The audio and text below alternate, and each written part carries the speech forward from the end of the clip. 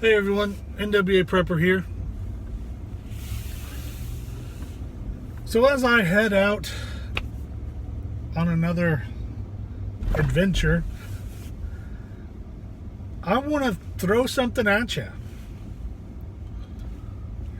How are you going to be able to manage your property, your bug out location, your retreat, your home without gasoline? I mean, it's a pretty easy question because, yes, being prepared, I have a few gallons of gas laying around. I'm sure many of you do as well. But that's a limited amount of fuel that I have sitting around. So eventually, that fuel is going to run out or go bad, or but it won't be there. Doesn't matter what happens to it. What are you going to do? Some of the things that have made me think about it are firewood. This totally came at me from a Viking preparedness post. I'm certain it was on his Patreon channel. I say that I think.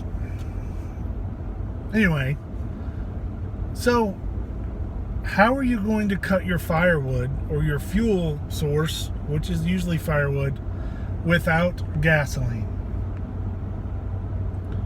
Pretty simple. You're going to have an axe and you're going to have a splitting maul.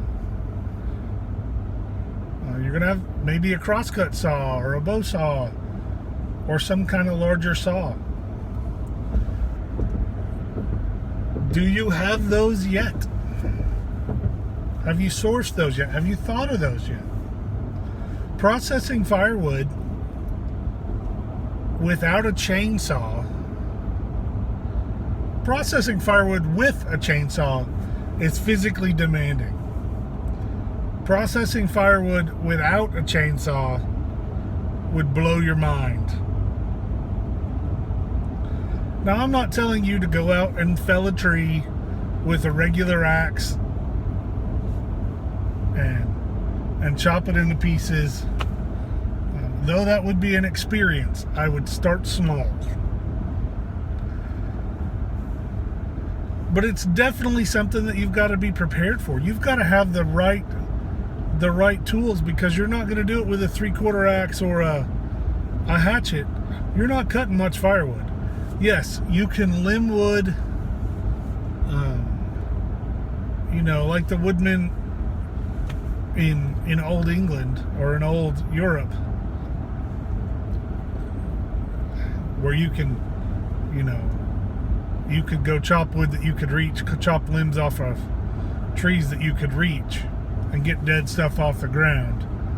But to do any real firewood cutting, to supply your home or your retreat for the winter, that's work.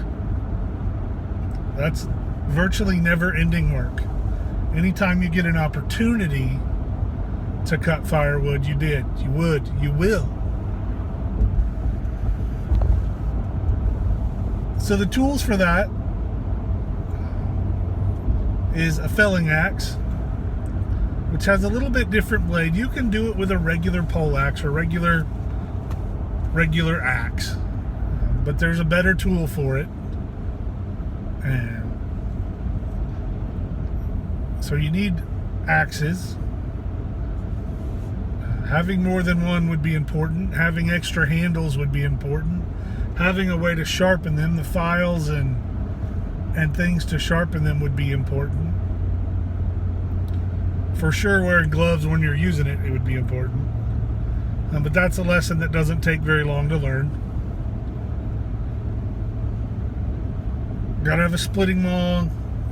To have a large crosscut saw or a 2-person crosscut, even better.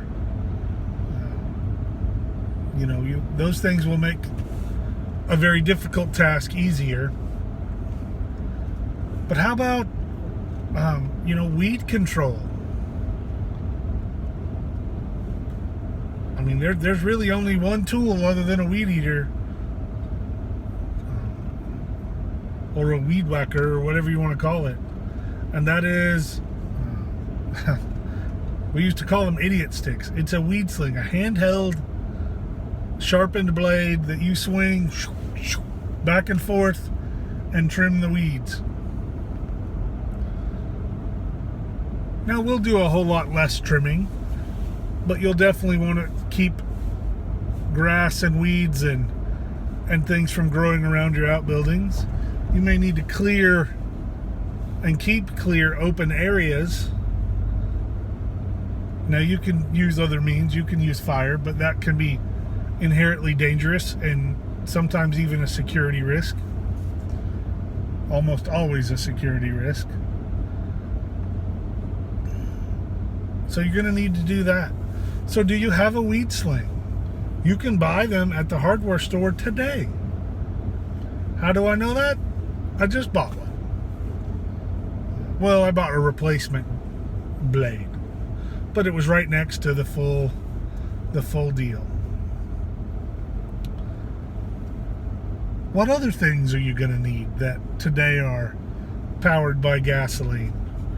Chainsaws, weed slings, perhaps you're blessed to have a log splitter, a four-wheeler, or a side-by-side, that has the dump bed on it. That's going to be a wheelbarrow or a wagon. Now, all those things you can get today. You can maintain, or you can get them and prepare them for long-term storage. But be thinking about it. What are you going to do without a drill, an electric drill? Now, there's lots of ways you can charge a battery. I know that. But you may have to use a hand drill. Do you have a hand drill?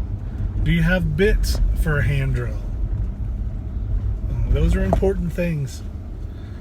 Start thinking of the old ways, the 1800s or 1700s, or really early 1900s. But start looking back at history. You can go to yard sales and antique shops and usually find good examples of tools before they had DeWalt cordless battery drills and things like that, steel chainsaws, and you can get a good idea of that stuff. And then perhaps you can find that. I hope you can. I hope you start looking for that stuff. At least think about it. How are you going to accomplish those tasks when you don't have gasoline, or when you don't have oil to go in those motors? Anyway, just some thoughts that are in my head. Thanks for watching, everyone. And if you're watching at 8 minutes, I'm excited and giddy. Anyway, thanks for watching, everyone. Let's get ready.